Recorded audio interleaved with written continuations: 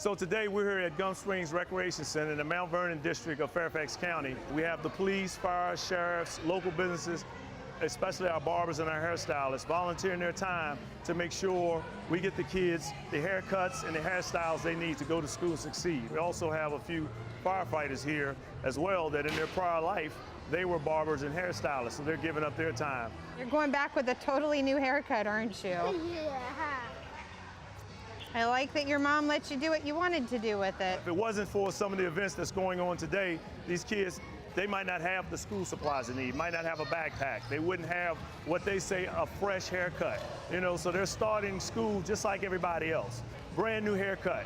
We tell the parents, hey, that money that you were going to spend on backpacks and school supplies and haircut, go buy them a few more pair of pants, shirts. Yeah, when we're not out fighting fires, we're trying to find other ways to help our community. We're not running 911 emergencies. We know there's other things out there that we can do. We make sure we get the police department and the sheriff's office involved as well. The police and sheriff, they have to run 911 emergencies just like us, but sometimes it's looked at a little different.